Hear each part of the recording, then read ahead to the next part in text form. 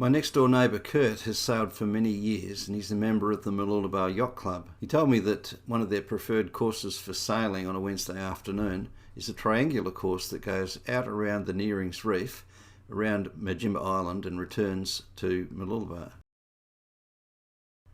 Raising the mast on a trailer sailor can be as complicated as you want to make it. With the Sunmaid, the preferred method seemed to involve lots of lifting gear and winches and things of that nature. And so I tried some of those things before resorting to the really simple method of standing on the foredeck and pulling on the forestay.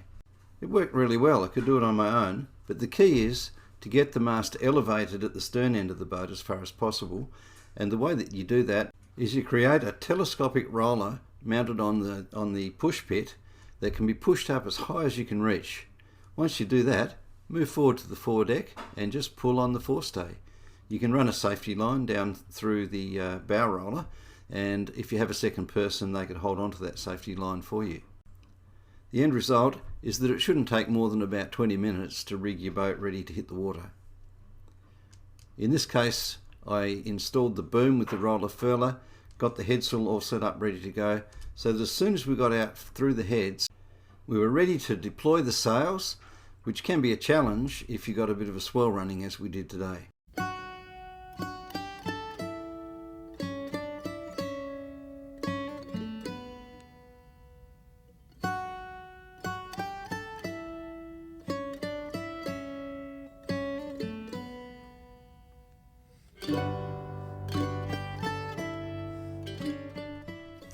On board we had Sean, an experienced sailor from the Sunshine Coast Yacht Club, Dave, who's just learning the ropes and being a very fast learner at it. We've got Ken, who's been a sailor of many years and coming along for the ride, and myself.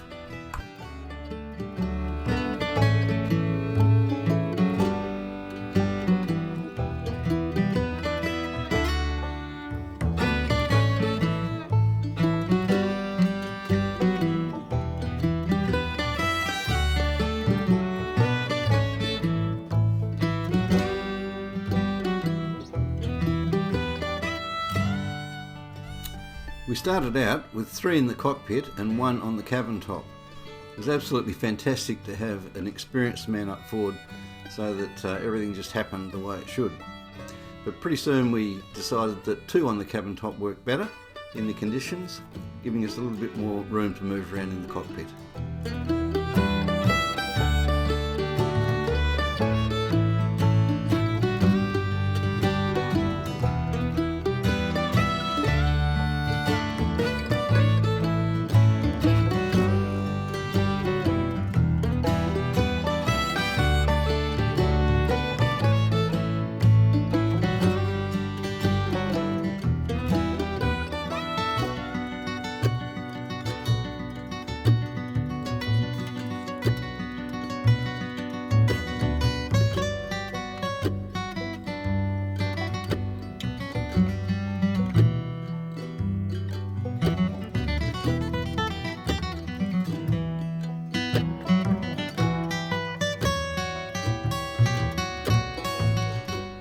The depth of water over Nearings Reef is about 15 metres for most of it, but it doesn't stop it from breaking in really heavy seas.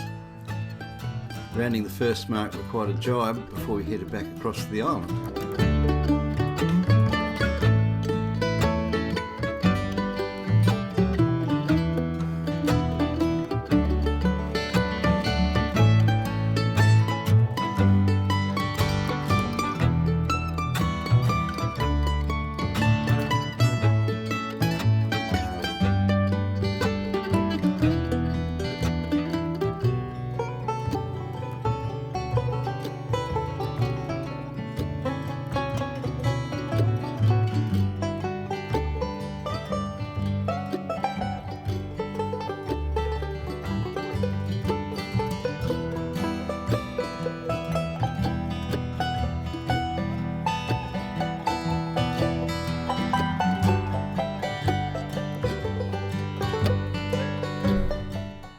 Jibing in these conditions can be pretty exciting, and it's a case of experience really counts.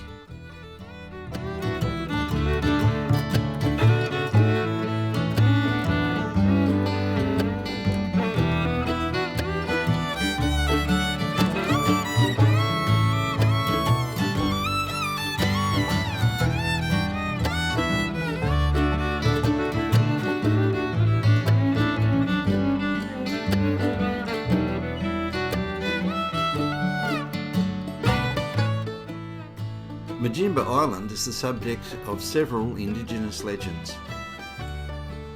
One is about a battle between two men, Nindari and Coolam, over a woman, Maruchi, with Nindari knocking off Coolam's head to form the island. The flat-topped Mount Coolam is about 7 kilometres north of Old Women Island due to its lack of a head.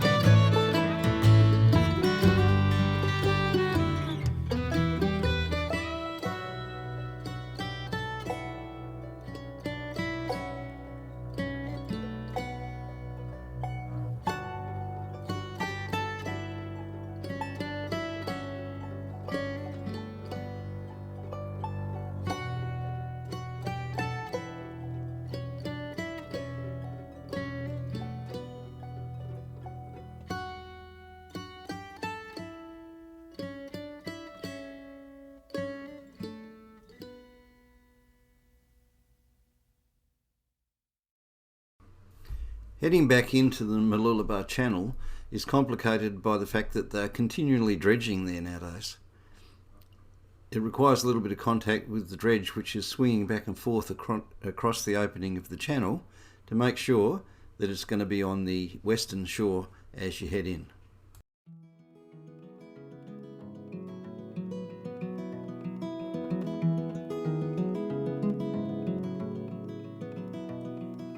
I don't mind to slow down anymore. I don't mind the sound of my shoes on your floor. I don't mind selling out or playing cover song, just as long as friends and family sing along. And I don't need more money or a faster car, no. Don't need a magazine. I hope you're enjoying these videos. I know I said in the last one that from now on the videos were mostly going to be about wooden boats, and I've already started working on some videos about the restoration of Clair de Lune. Pretty soon I hope to find a new owner for Saffron, and after that all my energy will be going into my wooden boat projects. Clair de Lune is the big sister of my little clinker dinghy called Moonlight. Until next time,